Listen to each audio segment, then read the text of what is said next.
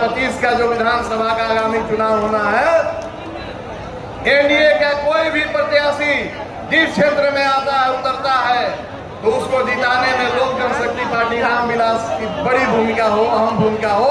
हमारे बूथ स्तर के साथ ही इसकी तैयारी करके मजबूती से आने वाले वक्त में बिहार की बड़ी जिम्मेदारी है तो वो कांग्रेस और राजद की सरकार है। मेरे प्रधानमंत्री आदरणीय नरेंद्र मोदी जी कर रहे हैं तो बिहार में मुख्यमंत्री नीतीश कुमार जी के द्वारा किया जा रहा है। नहीं, बिहार में विधानसभा चुनाव का आगाज अभी तक नहीं हुआ है, लेकिन अभी से ही सभी पार्टियां अपने अपने जमीनों को तलाशने में जुट चुकी है। जी हाँ, हम इस वक्त है आरा के रमना मैदान में।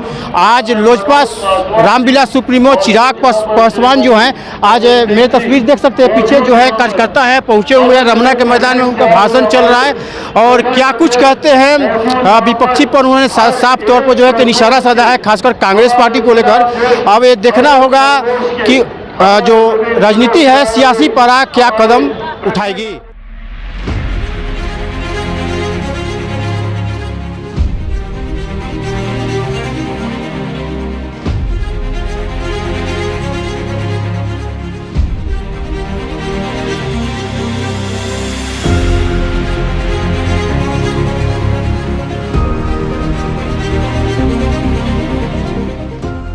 भले ही बिहार में विधानसभा चुनाव 2025 की रणभेरी ना बजा हो, लेकिन चुनाव को लेकर सभी पार्टियों में सुगबुगाहट का आगाज हो गया है। हालांकि पहली शुरुआत एनडीए ने कर दी। 30 मई को पीएम नरेंद्र मोदी का रोहतास के विक्रमगंज में ऐतिहासिक जनसभा दिखा था, जो आज एनडीए के ही घटक दल लोजपा रामविलास सुप्रीमो सह केंद्रीय मंत्री चिराग पासवान ने शाहाबाद की धरती आरा के रमना मैदान से पार्टी का नव संकल्प महासभा में जमकर विरोधियों पर बरसे। कहा कि लोजपा रामविलास एनडीए के नेतृत्व में ही बिहार में सरकार बनेगी। आइए आरा के रमना मैदान से क्या कुछ कहा लोजपा सुप्रीमो चिराग पासवान ने, आपको सुनाते हैं। मनोज कुमार सिंह, रमना मैदान, आरा। हम लोगों के लिए क्या किया? आजकल एक केंद्रीय नेता है जो दिल्ली से आते हैं और हमारे बिहार को, मेरे बिहार को अपराध का घर बताते हैं, अपराध का कैपिटल बताते हैं। जरा पूछिएगा उन नेता से, क्योंकि चुनाव के वक्त भी वो आप लोगों के बीच आएंगे। वो एक ऐसे दल के नेता है जिनकी पार्टी लंबे समय तक बिहार में सत्ता में थी। बिहार तो बिहार केंद्र में लंबे समय तक सत्ता में थी। कांग्रेस ने लंबे समय तक केंद्र और बिहार में शासन करने का काम किया। और आज जब कांग्रेस के युवराज बिहार आते हैं और मेरे बिहार को अपराध का घर बताते हैं, तो पूछने की जरूरत है राहुल जी से कि भैया आप बताइए, आपके जमाने में बिहार क्या था? हम लोग जब जंगल राज की बात करते हैं तो जंगल राज में सिर्फ लालू जी का 15 साल का शासन नहीं था।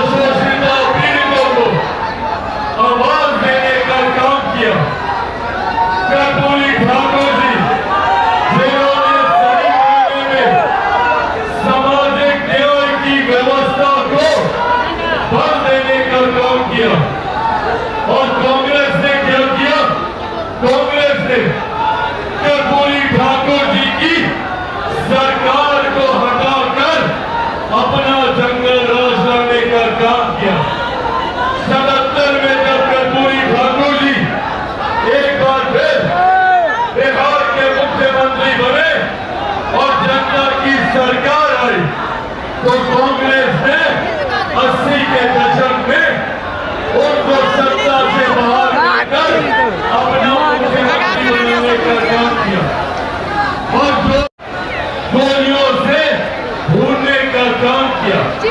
80 का वो दशक जिसने नरसंहार की शुरुआत की, 90 के वो दशक जिसमें लालू जी की सरकार आई, ये दौर, ये सिलसिला कायम रहा। जिस जंगल राज की हम लोग बात करते हैं, वो जंगल राज 15 साल का नहीं, वो जंगल राज 25 सालों का है और 25 साल में कांग्रेस भी उतनी ही जिम्मेदार है। बिहार में अपराध, बिहार में अपराध और अपराधियों को बल देने के लिए अगर कोई जिम्मेदार है तो वो कांग्रेस और राजद की सरकार रही। कर्पूरी ठाकुर जी के सपनों की तिलांजलि देने का काम किसी ने किया तो ये कांग्रेस और राजद की सरकार ने किया। आज जो लोग डॉक्टर बाबा साहेब भीमराव अम्बेडकर का वंचितों अल्पसंख्यकों की बात करने का काम करते हैं, ये वही लोग हैं जिन्होंने जंगल राज के माध्यम से बिहार को बर्बाद करने का काम किया।